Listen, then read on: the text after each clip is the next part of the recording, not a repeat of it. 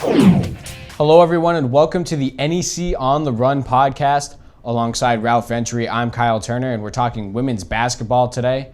Ralph, give me an update on where they stand. Well, there's been a shakeup at the top of the standings since the last time we spoke.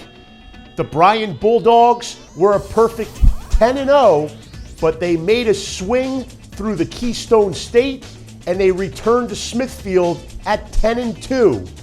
Meanwhile, Sacred Heart, they took advantage of that opportunity, winning both games last week, and now the Pioneers are in a first-place tie with Bryant, 10-2, atop the NEC standings. Remember, though, Bryant does have a slight edge for now, the head-to-head tiebreaker. The Bulldogs won 61-59 in the first meeting. These two teams meet again February 22nd. You'll want to circle that one, Bryant and Sacred Heart, Part 2. Moving down the standings, Robert Morris, no need to sound the alarm. The 3-game losing streak is history. Sal Buscaglia has his team back on track.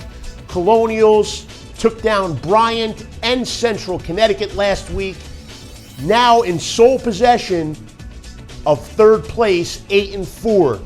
You see the log jam in the 4th, 5th, and 6th place. Fairleigh Dickinson, Central Connecticut, all vying to make it into that top 4. Right now, St. Francis U would be the 4th place team if the season ended today, and the Red Flash would host that quarterfinal game.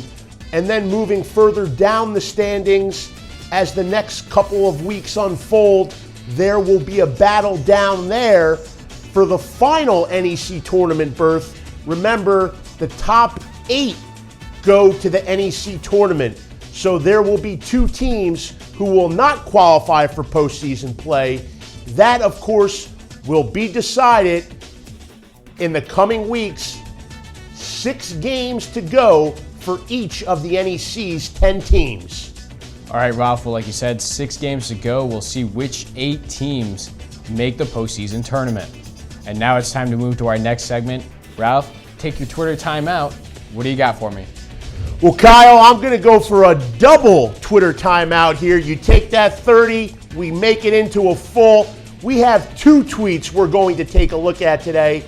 First, it's our friends from the NCAA WBB, the official Twitter handle of Division I women's basketball. Since the National Association is tweeting about us again, I figured it is only appropriate to take a look. They are giving well-deserved props to St. Francis Brooklyn's Leah Fetchko.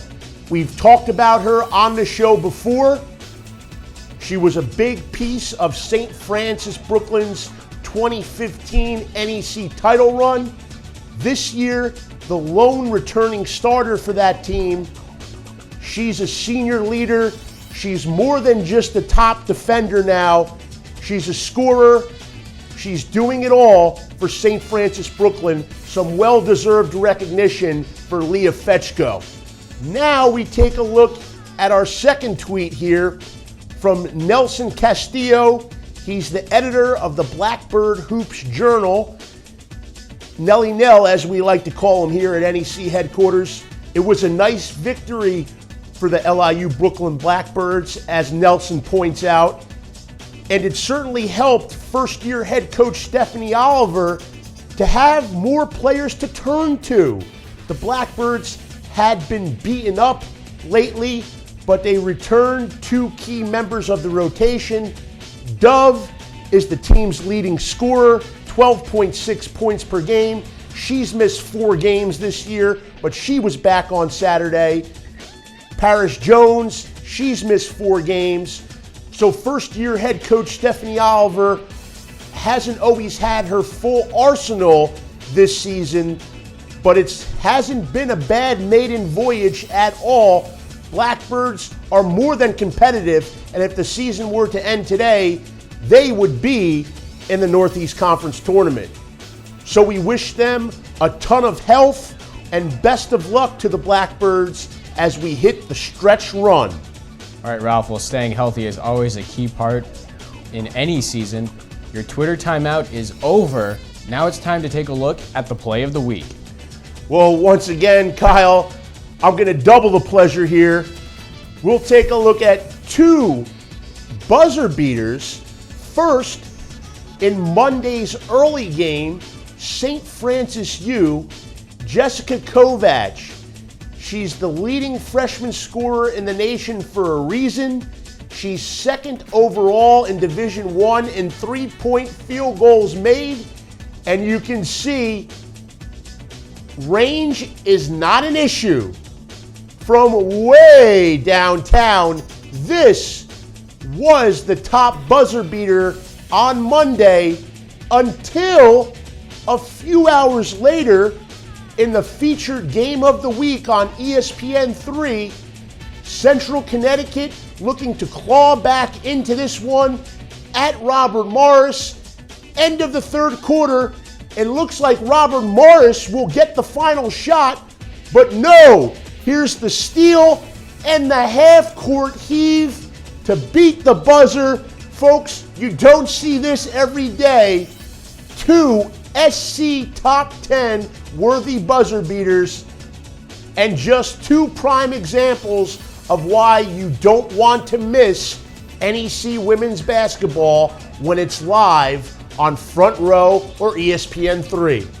All right, Ralph, well, those two half-court buzzer-beating shots were impressive and definitely examples to watch all our games on NEC Front Row.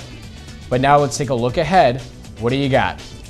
Well, before we take a look at what's coming up this week, I need to ask you for a favor here. I need another 30. I need another Twitter TO here. All right, we're going to call another Twitter timeout. I'm feeling generous. Go. Well, I appreciate that. Just too many good things out there in the tweetosphere. We go back to LIU. This tweet from the head coach, Stephanie Oliver herself. We mentioned Saturday's victory. It was also Play for K Day at LIU as they took part in the national initiative to defeat breast cancer and raise awareness for the disease. And as you can see, for Coach Oliver, it hits close to home. She's thrilled to have her Aunt Kathy there with her to celebrate the Play for K Day at LIU and then celebrate a Blackbirds victory. And as you know, Kyle, why is this important? Why did I ask for that bonus Twitter timeout? It's because in the NEC, we like to think life is about more than just wins and losses. It's about trying to make a difference when possible. And here, LIU Brooklyn women's basketball, the perfect example of that. All right, Ralph, that's good stuff on the Twitter timeout. Thanks for taking that extra one. Now we're going to take a look ahead. What do you got for me on the schedule? Two games. First, we'll take a look at the NEC on ESPN3 featured game of the week. That's Saturday. I know we've been Monday night the past 2 weeks, but we're going to Saturday this week. That's February 13th.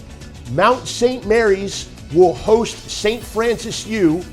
This is a long-running rivalry in the Northeast Conference, goes way back to the early 90s, two of the more dynastic programs in NEC history. And this is a special day because it's Mount St. Mary's Hall of Fame Day. Northeast Conference Commissioner Noreen Morris will be on hand to officially enshrine the late Bill Sheehan, former Mount St. Mary's head coach, and former two-time NEC Player of the Year, Susie Rowlick. Of course, Coach Sheehan was the head coach. Rowlick was the star player on the 1993-94 Mount St. Mary's team that was the first team from the NEC to play in the NCAA tournament. The Mount earned a ticket to the big dance that year to take on Iowa. So that's an important game in the standings. Mount is looking to move up while St. Francis wants to hang on at the very least to that fourth place position. It's also an important game because of the circumstances surrounding it. Hall of Fame Day, at Mount, February 13th, 12 p.m. Eastern Time, ESPN 3. Now, the other matchup, this is on Monday, President's Day. It's a late matinee, 4 p.m. It's St. Francis U traveling to Wagner. Why is this a must-see game? Well, it's quite simple. Wagner, Jasmine Nawaje, she's the leading scorer in Division I, 27.7 points per game. St. Francis has the leading freshman scorer in Division I. Jessica Kovac, the rookie, is at 22.3 points per outing. That's good enough for 10th overall in the NCAA. So if you love scoring, two of the most dynamic that Division I has to offer, 4 o'clock, St. Francis U at Wagner, live from Grimes Hill, NECFrontRow.com. All right, Ralph, those games should definitely be exciting. I really want to see Kovac go head-to-head with Nawaje. You're not the only one. And don't forget, for all of your live coverage, tune into NECFrontRow.com. That's it for this week's edition of the NEC On The Run Women's Basketball Podcast. For Ralph Ventre, I'm Kyle Turner, and we'll see you guys next week.